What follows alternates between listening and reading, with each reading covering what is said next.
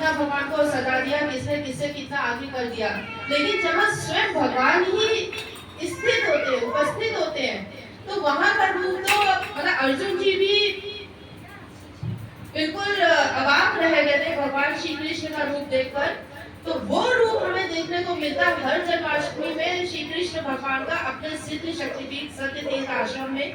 आप सब लोग आमंत्रित हैं और हम सब ने वैसे भी भगवान को इसी रूप में कहते हैं कि जब पिता तुम, सखा तुम, माता तुम, सब कुछ तुम, बंधु तुम, सब कुछ वही तो हमारे हैं। तो जो हमारे पिता, माता, बंधु, सखा सब कुछ है, तो हमारा परिवार तो वही सब है। ये परिवार तो हमारा हमें मिलता है, फिर कभी हम अपने परिवार से बिछड़ जाते हैं, कभी परिवार हमसे बिछड़ जाता है, लेकिन एक भगवान ऐसे हैं जो हमसे कभी नहीं बिछड़ते। वो आज हमारे साथ है, कल हम हो ना हो संसार के लिए कहने को मृत्यु कहलाती है, लेकिन तब भी हम भगवान प्यार से अपने हाथ पकड़ के अपने अंश आत्मा को अपने साथ में ले जाते हैं। तो भगवान तो कभी हमसे बिछड़ते ही नहीं है।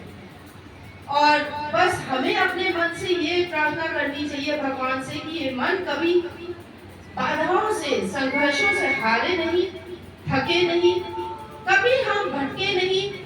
कि अगर सामने रास्ता है, भगवान की ओर जा रहा है, हमें वहां पर बीच में कोई बाधा दिखे तो हम भटक के कहीं दूसरा रास्ता पकड़ ले, ऐसा भगवान कभी हमसे हो नहीं।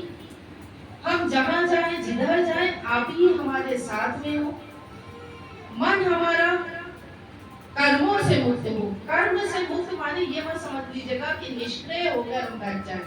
कर्म जो इंद्रिय रूप में हमारे अंदर सदैव रहते हैं, काम, क्रोध, ईर्ष्या, द्वेष, लोभ, बहुत सारे अहंकार, बहुत सारे हैं, तो उनसे हमारा मन मुक्त रहे।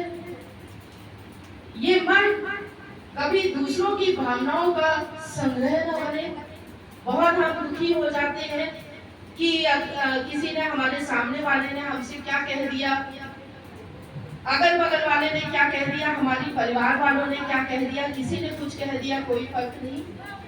लेकिन भगवान हमसे कभी रुष्ट ना हो, कभी नाराज ना हो। भगवान हमसे कोई ऐसे कर्म ना हो पाए जिससे आप हमसे दूर हो जाए या हमारा हाथ आपके हाथ से छूट जाए, ऐसा भगवान कभी ना हो। भगवान तो हमसे कहते ही है कि तुम मुझे शुद्ध भावना से अगर पत्र पुष्प भी देते हो तो वो मुझे स्वीकार है। क्या है वो? पत्र पुष्प शुद्ध भावना से होना चाहिए, निष्काम भावना से होना चाहिए, स्वार्थ नहीं होना चाहिए। स्वार्थ एक बहुत छोटी सोच हो जाता है। हमें लगता है हम भगवान से कुछ मांगेंगे तभी भगवान हमें कुछ देंगे। नहीं, वो तो भक्तवत्सल है, हमें तो उनके पीछे पीछे पीछे पीछे चल देना है। वो माता पिता है हमारे, हमें तो चल देना है। और अगर बच्चा अपने माता पिता के पीछे पीछे पीछे पीछे जाता है तो ऐसा नहीं कि माता पिता उसको ध्यान नहीं रखते कि हमारा बच्चा कहाँ है। भले ही लोगों को लगता है अरे इसका बच्चा तो कहीं भी जा रहा है, इसकी मम्मी को, इसके पापा को तो मालूम नहीं, उनको हर क्षण मालूम रहता है कि हमारा बच्चा कहाँ है, उसका कहीं कुछ बुरा न हो जाए। वो तो भगवान है। हम अगर उनके पीछे चलेंगे केवल उनको देखते हुए, उनके श्री चरणों को देखते हुए, तो कुछ कभी मांगने की तो आवश्यकता ही नहीं। वो जो देंगे उससे अच्छा कुछ हो नहीं सकता है।